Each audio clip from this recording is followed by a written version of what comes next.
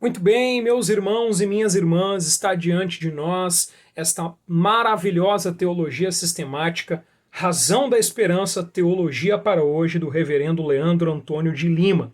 Este livro aqui foi um presente da Shopping Gospel, né? A livraria Shopping Gospel. Meu grande abraço e meu agradecimento ao Marcelo. Você pode adquirir os materiais, né, acessando www.shoppinggospel.com.br, e lá você encontra esse e vários outros livros e também bíblias, materiais cristãos das melhores editoras. O que você procura, você vai encontrar lá na Shopping Gospel, né? Sou cliente já faz algum tempo, né, e são produtos aí com preço bacana e produtos de extrema qualidade, né? Muito obrigado.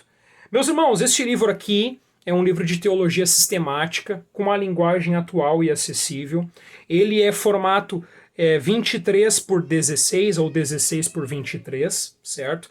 Tem 672 páginas. Tá? É um livro relativamente espesso. Ele é capa flexível, tá? E não tem as abas. Mas essa capa aqui é uma capa muito bonita, ela não é opaca, ela tem aquele brilho, tá? E antes de nós abrirmos aqui esta maravilha, eu quero convidar você a se inscrever no canal, ativar o seu sininho, curtir o vídeo, compartilhar e também deixar aqui embaixo os seus comentários, as suas impressões, tá? Então, vamos abrir aqui, temos a folha de rosto da obra, tá? Editora Cultura Cristã. E aqui na ficha catalográfica, mais uma vez, nós temos os dados que eu acabei de mencionar, né? E temos aqui mais uma vez o autor, o reverendo Leandro Antônio de Lima, que é pastor da Igreja Presbiteriana do Brasil, né? Formado em teologia, com mestrado em teologia e ciências da religião. Ele é doutor em letras pela Universidade Mackenzie, com um estudo, né, uma tese sobre o livro de Apocalipse, e está concluindo aí o seu doutorado lá na Universidade de Kampen, na Holanda, com uma tese sobre Apocalipse 20, que é o capítulo sobre o milênio, né? Então o autor dessa obra é um autor muito gabaritado, ele é professor de teologia há muito tempo, autor de vários livros, casado aí, pai do Victor Daniel. Muito bem, temos aqui diante de nós o sumário, né? O sumário é bem detalhado, né? É uma obra de 672 páginas e possui 50 capítulos, como você está acabando de ver aí, tá? E nós vamos dar uma passada no sumário. O interessante é que, pelo fato de ter 50 capítulos, ela apresenta uma média de 12 a 13 páginas por capítulo. Não são capítulos extensos, são capítulos curtos que dão uma impressão de fluidez na leitura, né? Você vai se animar um pouco mais para ler dessa forma. Então, o que nós vamos ter aqui dentro da teologia sistemática, tá? Dentro dos tópicos. Introdução, a revelação de Deus. Deus existe? Conhecendo a Deus. A trindade da teoria à prática. Rocha eterna, o Deus imutável. O teu Deus, onde está? Soberania de Deus ou livre-arbítrio? Predestinação, deixando Deus ser Deus. O Santo de Israel. O enigma do mal. Criação ou evolução? Voltando ao início, a criação do homem. Providência, o Deus que trabalha. Deus de milagres. A queda, mãe das tragédias. A morte, o último inimigo. O lugar dos mortos. O evento central da história. O Filho de Maria. A morte do mediador. O substituto dos pecadores. A extensão da expiação de Cristo. Ressurreição, a grande vitória. Ascensão, a coroação do rei. A salvação pela graça. Cristo em nós, a união mística, muitos chamados, poucos escolhidos, regeneração da morte para a vida. Vamos virar a página aqui. Conversão, uma guinada na existência, justos pela fé, santificação, as alturas da fé, a bênção da perseverança, o batismo com o Espírito Santo, plenitude espiritual, mantendo a plenitude, os dons do Espírito Santo, o pecado contra o Espírito, a igreja verdadeira, os sacramentos e a espiritualidade, a adoração a grande prioridade, a ordem no culto, ou do culto, melhor dizendo, e a partir daqui, do capítulo 42, são tópicos específicos sobre escatologia. Isso dá aí, meus irmãos, mais ou menos 100 páginas só sobre escatologia, né? O que dá aí um sexto, um sétimo da obra. Então, esperança escatológica, imortalidade, sinais do fim, a vinda do inimigo, a segunda vinda de Cristo, o reino milenar, ressurreição final, o dia do juízo, esperança da eternidade, notas e bibliografia, né? Então ele trabalha os 8 temas principais da sistemática, divididos, né, entre esses 50 capítulos, né? Então, você pode estar se perguntando, Guilherme, eu tenho acompanhado seu canal, eu vi que você não é reformado no sentido estrito da palavra, você é um arminiano, você é pentecostal, você é continuista, o que você quer tendo um livro de teologia sistemática de linha reformada, né, que é calvinista, é amilenista e é cessacionista? Meus irmãos, apesar de ter crenças divergentes das minhas crenças teológicas, é sempre bom você conhecer da melhor maneira possível a descrição, né, daquela teoria que seria a antítese, né, ou a teoria que seria a contrária a que você crê em determinado ponto da teologia. Precisamos conhecer em profundidade, certo? E tem, claro, fora esses pontos de divergência em que não há concordância, a maioria do que está exposto aqui nós concordamos, ou pelo menos vários dos pontos que estão aqui esboçados nessa obra, tá? Então vale a pena, nós temos que ter materiais que também falem diferente do que nós cremos, para nós termos conhecimento, a descrição justa e exata do que é tratado em outras correntes de pensamento, porque somente assim podemos debater, dialogar, conversar e aprender com os nossos irmãos que têm uma crença, né, dentro da tradição cristã um pouco diferente da nossa crença. Você já está vendo que as folhas são brancas, tá? A letra é uma letra média para grande, não é uma letra pequena, e que tem umas margens bacanas para quem gosta de fazer anotações, tá?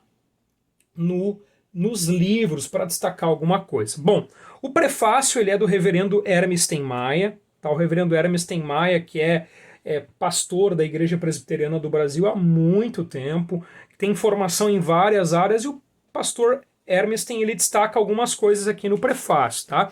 Entre elas, o que ele destaca? Ele destaca que a crença genuína, ou a genuína ortodoxia, ela é cheia de vida e de piedade, tá? Segundo, ele destaca que o livro ele é profundo, mas ele é simples e prático. E terceiro, ele recomenda o uso desse livro não apenas em seminários e faculdades, mas pela sua linguagem simples e prática, também o uso na igreja, em classes de escola bíblica, estudos em grupo, etc. Tá? Então aqui agradecimentos do autor. E a introdução escrita pelo autor. Nós temos aqui então os versículos que dão título a essa obra. 1 Pedro 3, 15 a 16, né? Aliás, primeira epístola de Pedro 3, 15 a 16. Então, santificai a Cristo como Senhor em vosso coração, estando sempre preparados para responder a todo aquele que vos pedir, e aqui o negrito acrescentado pelo autor, razão da esperança que é em vós, fazendo-o todavia com mansidão e temor, com boa consciência. Tá? Então, algumas coisas que o reverendo Leandro Antônio de Lima, ele destaca aqui na introdução, tá? Eu sublinhei a lápis, talvez dê para enxergar aí, talvez não, dependendo de como ficou aqui a iluminação. Então, o primeiro ponto que eu destaco aqui, que eu sublinhei, é o seguinte: um cristão deveria ser alguém com discernimento, alguém que não pode engolir tudo que ouve sem considerar atentamente o que está sendo dito, né? Isso é muito interessante, o cristão tem que ter filtro, não pode dar amém para tudo. Outro trechinho que eu sublinhei aqui da introdução é o seguinte: de modo geral, muitas vezes as boas obras de teologia são escritas em linguagem inacessível para os não iniciados no assunto. Então, esta é uma das preocupações dessa obra. Trazer teologia, doutrina, sistemática, numa linguagem simples e prática. Virando aqui, um parágrafo que eu destaquei está aqui. De acordo com a Bíblia, como cristãos, devemos estar, abre aspas, sempre preparados para responder a todo aquele que nos pedir a razão da esperança que há em nós. Esperança é algo que aponta para o futuro, porém a certeza do futuro se constrói a partir de um passado e de um presente sólidos. A fé deve ser bem fundamentada e amplamente convincente, não somente no aspecto emocional, mas também no racional. E essa também é uma das preocupações deste livro, meus irmãos, de dar fundamento sólido para a fé cristã. Tá? Então ele também está citando aqui que infelizmente alguns cristãos são como papagaios, ensinando a repetir coisas que não entendem apenas para causar admiração nos outros. Quem sabe você já se deparou com essa situação de alguém estar comentando algum assunto bíblico, teológico para você, e você pergunta em mais profundidade para a pessoa e a pessoa não sabe explicar para você, né? Ou seja, ela é um papagaio e justamente essa obra é para que isso não aconteça com você ou com esse irmão, né, que tentou lhe explicar e não sabia. Outro parágrafo que eu destaquei aqui é o seguinte: mesmo sabendo da complexidade de muitos dos temas aqui considerados, objetivamos dialogar sobre questões que fazem parte do dia a dia dos crentes, aqueles que têm fé e mesmo dos não crentes. Não queremos tratar de assuntos teológicos como se eles nada tivessem a ver com a vida prática das pessoas. O que se pretende é uma análise sincera, de uma perspectiva bíblica, a respeito de temas selecionados que são vitais para um verdadeiro conhecimento de Deus e uma vida cristã frutífera. Então, prática, teologia voltada para a prática. Outro ponto que eu destaquei é o seguinte: pressupostos da obra, né? Então este trabalho assume a inerrância e a suficiência da escritura para a fé cristã e anela por colocar a teologia na linguagem de todos os crentes, né? Mais uma vez enfatizando a linguagem da obra. Precisamos mais do que nunca traduzir a teologia para a linguagem do povo, uma teologia com aplicação prática. O objetivo deste estudo é conhecer melhor o Deus da Escritura para desenvolver um relacionamento melhor com ele, ou seja, uma teologia para a vida, né? Então, por isso que o subtítulo é Doutrina para hoje, né? É ensinamento bíblico teológico para hoje, traduzido para a linguagem do povo, aplicado para hoje numa linguagem simples. Então, outro ponto aqui que eu destaco é o seguinte: chavões como a letra mata, quem estuda esfria, usados indiscriminadamente ou fora de contexto, têm impedido muitos crentes de crescer em conhecimento espiritual. É verdade, né? Quem estuda, pelo contrário, quem estuda corretamente e quem estuda debruçado sobre a crença correta, não esfria, ele se torna mais fervoroso. E, pelo contrário, este estudo não mata, mas traz vida, vivifica. Importante relembrar que o conhecimento das doutrinas sempre foi uma das maiores preocupações de Jesus e da igreja primitiva. Conhecer as doutrinas bíblicas foi uma das primeiras marcas da verdadeira espiritualidade na igreja primitiva, né? Atos 2,42 diz que os crentes, né, que se converteram por meio da mensagem de Pedro em Atos 2 perseveravam na doutrina dos apóstolos. Prosseguindo aqui a última página da introdução, né, eu destaquei dois trechos. Conhecer doutrina não é coisa sem importância. É fundamental para os dias em que vivemos, né? Dias de pós-modernidade, de distorções da fé cristã. E aqui ele traz um resumo, né, do que vai estar diante de nós no livro, muito útil para nós nesse vídeo que é de caráter introdutório sobre a obra. Então, o propósito deste trabalho é apresentar, numa linguagem simples e acessível, os principais ensinamentos da teologia. Abordamos de forma breve todas as 8 disciplinas da teologia sistemática, né? Introdução, teontologia sobre o ser de Deus, antropologia sobre o homem, cristologia sobre Cristo, soteriologia sobre a salvação, pneumatologia sobre o Espírito Santo, eclesiologia sobre a igreja e escatologia, o estudo das últimas coisas. Concentrando-nos nos principais temas da teologia que têm interesse para os teólogos e também para as pessoas em geral. De certo modo, são capítulos avulsos que podem ser lidos em sequência, olha que interessante, ou aleatoriamente, conforme o interesse ou a necessidade da pessoa. Isso que é legal nessa obra, porque ele dividiu bem, delimitou bem. O nosso interesse não é apenas o conhecimento intelectual sobre essas matérias, mas também a aplicação prática delas, como eu venho destacando aqui no vídeo. A nossa busca pelo conhecimento que pode e deve influenciar o nosso dia a dia, dando-nos maior firmeza na fé, um relacionamento mais estreito com Deus e uma condição sempre pronta para dar a todo aquele que nos pedir razão da esperança que há em nós, porém, fazendo isso com temor, mansidão e boa consciência. Bem, só para exemplificar o caráter simples e prático da obra, num tratado de teologia sistemática comum, e talvez um pouco mais extenso que esse, o capítulo 1 seria chamado de introdução ou prolegômenos, né? E teria aí vários tópicos sendo abordados, né? Fundamento e método da teologia, uma parte bem extensa sobre revelação, etc. E ele trata aqui de resumir esse primeiro capítulo em a revelação de Deus. Ele vai falar apenas sobre a revelação de Deus e especialmente ou especificamente sobre a revelação especial. Vou folhear aqui um pouquinho para você dar uma olhada, né? Então, propósito e progressividade da revelação, modos de revelação, revelação por teofania, por profecia, na pessoa do Filho, o registro da revelação, qual seja a inspiração, fatores que contribuíram para o registro, processo de seleção, evidência bíblica da inspiração, teorias a respeito da inspiração, então a teoria mecânica, mental, dinâmica ou orgânica, a inerrância da escritura, a suficiência da escritura, e aqui terminamos esse primeiro capítulo que tem 14 páginas, né? Fica bem na média aí